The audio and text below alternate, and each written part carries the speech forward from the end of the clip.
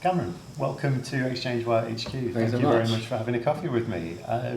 First off, tell us a little bit about yourself and what you do at VCCP. So I joined VCCP 3 months ago now. I still feel really new, but at the same time it feels like I've been there for a million years.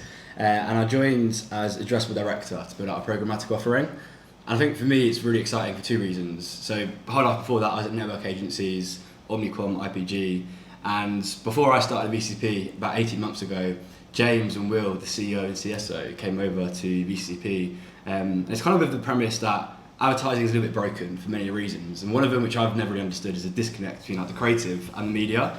So VCCP is the biggest creative agency in the UK, and like, it's fascinating some of the work which goes on there. Like they've made the ads, they've made to compare the market, Meerkat, like they've got EasyJet, Cadbury's, like some of the amazing work which goes on there, and the emails I see all the time, it kind of just blows me away. And then obviously you've got media as a complete separate thing, and a lot of the time for advertisers is a separate agency which they're using. And that kind of doesn't really make sense when you're trying to make advertising great, you kind of need the two to work in tandem.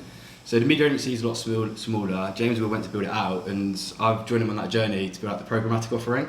And that for me is double exciting because programmatic feels like very broken. I was going to use the swear word, I feel like I didn't ask if you could swear, so I won't use the swear word, but it's just very bad for many reasons. So I think building that the right way is super compelling to me. So I appreciate that was a really long answer, but that's kind of what I do and kind of the journey I've been going on since joining. No, and that's perfect. I mean, you've absolutely set the tone for our coffee. Before we kick into at least three of the points that you've just made, what coffee have you gone for today? Gone for a flat white. Nice. So I've started going from cappuccinos to flat whites for like just a little bit less milk. It's the afternoon is what we need. Yeah, big classy. I've gone for the oat milk flat white. There we go. Got to get the oat milk in. That's more classy. It is. Oat milk, yeah. My afternoon go-to is an oat milk flat white, Okay, a little espresso kick, but also easy for the afternoon. Nice. Cool. Right, you said a couple of things there in terms of advertising. I'll use broken as well rather than the swear word, so we don't get downgraded on YouTube. So advertising is broken. Go into that a little bit more. So I think if you look into it, it's a broken value exchange. So I work in digital, I've always worked in digital, and I know there's amazing creative work which I've talked about, but the reality is about 65% of spend is now digital, and of that 65% spend, I think it's like 70% is going to Google, Facebook, Amazon and Meta. They might have said one company twice there, but it's boring.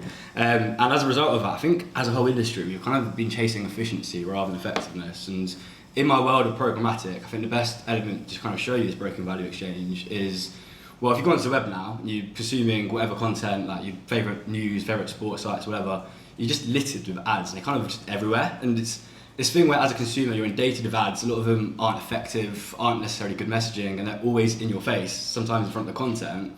And that's a result of the publishers just struggling to stay afloat because for all these reasons of AI, but then also just ad tech as an overall, and some of the kind of cogs within it, all these complexities and the big companies as well, the Google and Amazon, that's probably more of the ad tech problem. It's led to publishers struggling to stay afloat, and publishers then put more and more ads on the page, and it's this race to the bottom. And as a result of this race to the bottom, publishers are struggling, consumers don't particularly like the advertising, and then advertisers are now looking and saying, well, what is really actually working? Like, is our advertising doing anything? Or are we kind of just giving money to the house, the casino, and it's just doing nothing? Yeah, that covers a lot of the problems that we've thought about ad tech for a while in the publishing industry. I think particularly like race to the bottom is a really good way to put it. People, advertisers are not knowing what their adverts are really doing anymore. Consumers are annoyed. Publishers aren't remunerated enough for their advertising space. So broken's a pretty good way of putting it. I really like the concept of effectiveness over efficiency, and 100%. I think that kind of bleeds into your role coming into a huge creative agency as a digital media specialist, as a programmatic specialist. How are we fixing this broken advertising system? What can we do? As a one person or one agency, we can't fix it. It needs everyone from all sides. It needs the publishers, it needs the advertisers, and it needs agencies and everyone who touches it to kind of do their role within it. And I think it's about going back to that value exchange of creating a better value exchange, like TV advertising used to be, where 30 years ago TV adverts were sung on the playground and people loved them, and it was quite a simple value exchange where the advertiser was trying to grow their business, would pay an agency who would take 15% of that discount, and there's an agreed rate for an agency, and in exchange for that you'd be serving on good quality content in TV. It's a fair value exchange for watching, what do people watch about years ago? I don't really know. And then there was the adverts which were actually just creative and people would enjoy as well. So I think it's taking them elements back to the world of digital and the new world of advertising. And what that looks like in practice, in my world of programmatic, is not obsessing around efficiency, but more so audiences, and chasing audience segments and IDs which aren't necessarily accurate, and also define someone as a car buyer who bought a car within the last 6 months, or just bought a pair of running shoes, so it isn't necessarily a market again. It's actually looking at each impression and valuing that impression on the relevance and the quality for that brand. So it's asking a new question: how valuable is that impression for my brand? And the way we're trying to do that is by building with all these cool new tools with AI and web scraping and everything else. You can now actually build a custom relevance score for your brands. You can now use attention proxies, and you can also build quality proxies. And there's lots of great vendors doing parts of these components, and you piece that together and you work out the weightings. And then, especially in display, that's the best example of it. But then the same theories apply everywhere else as well. And it's, I think it's really interesting there is that, you've talked about the AI side and the tools that can help here. Yeah. And I think that's an interesting distinction, because there's a lot of kind of doom and gloom around AI Yeah. and what it's going to bring. And I think when we talk about AI and creativity, that's like a bit of a contradiction in terms at the moment, because people see this as creating slop creatives that aren't going to do any good for you. They are just quick, they're pumped out. 100%. But in fact, what you're saying is that this is a way of making your great creative more effective, is by using the AI, the kind of targeting tools, the systems, to get it to reach the right people. 100%. And I think it comes back to curation. I read a book on curation a few months back, and I was trying to read it from like an ad tech perspective, and like how to create the best media. But actually, curation is so much more than that in everyone's life at the moment, and it should be, because we've now gone into this world of endless options, endless content, infinite TV options, and like just everywhere you look, there's a million things to do with like apps to order foods. So curation and selecting the best thing for yourself, but then also for brands and across your inventory, I think is so important now. And it's using them AI levers to actually curate for what you need, and less is more. So the other philosophy I kind of use is like fewer ads, but better ads. Yeah, and that's super important, because you've mentioned, again, earlier, you said a few things about, the kind of the over saturation of ads on the page. I can name several local websites that have destroyed the user experience completely. And you should like your local news. You really should. Yeah. It really pisses me off, to be honest, because like my local papers, the Evening Gazette in Middlesbrough, and I like to check in on home news. Like, I've lived away for a long time, but I go on the page, and if I'm not served a million ads, then it's pop-ups and it's boxes that have no relevance to me whatsoever. And it's a never-ending scroll as well. And it's impossible. Yeah. So it's I think I like the idea of less and smarter, and I think that's something that the industry should be living by. But in practice, that's the tricky thing. Is making it work financially for everyone. Well, that's the thing, because you've got misaligned incentives as well, isn't it? Yeah. Going back to the CPM model, it's a broken model, because that model wouldn't work if you were still doing it on a CPM, because then advertisers were going to have less ads, but publishers are going to get less money, and there's just less money going around. So it goes back to, this is a very nerdy terminology. I remember seeing it in Adelaide's deck, which I loved. It's about Goodhart's law, where the thing you measure ceases to be relevant. I've completely butchered it, but Goodhart's law is the principle. And it's ultimately about having a measurement principle which doesn't get kind of contraried by the incentives at the end of it. And I think if you're having a CPM there, it's just not going to necessarily work. So example which could be better is like a quality CPM or an attentive CPM, and that's a step in the right direction.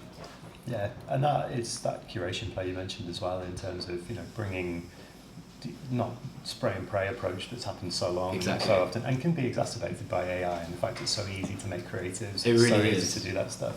And in fact, it's this kind of curated, audience-led approach.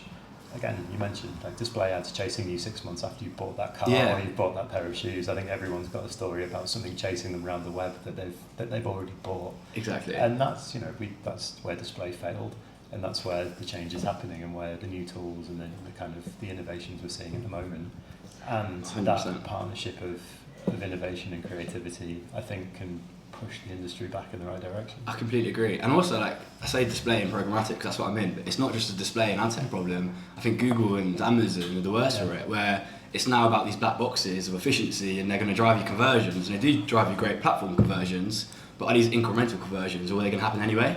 So a lot of the time then, I mean, Mark Zuckerberg's taken that to extreme and saying we're going to take creative, settle everything and just press a button and AI's going to run it all. It then, to your point, becomes all the world and sea of sameness, and it's like, well, how do you differentiate? And I do think it comes back to creativity. Absolutely, and that's the walled garden black box it's becoming a parody of itself. Yeah, basically, he's now literally saying like, send us this stuff, we'll do magic, yeah, and we'll pump out results. It's mad. It's absolute nonsense. But in terms of what you're doing with VCCP, what you've gone into the company to do, like how do you want to push that creative side? And I mean, like you said, the 90s ads, I remember the Levi's jingles, I remember some like really kind of highly praised, good quality stuff, and do you want to see that come back and stuff be memorable again? Absolutely, and it's like, because we're all in the same building, just seeing some of that work going on when you kind of walk past meetings or they send out company-wide emails, you can see it's not just VCP doing this, there's lots of agencies and lots of great work always going on, but it's pulling that just away from TV and into everything else as well, into this world of digital, and that absolutely needs to happen. And I think the way I kind of see it, everything I talked about at the start, where how to buy media the right way, I think that's what we're currently working on, because the reality is I don't think anyone's quite got that right yet.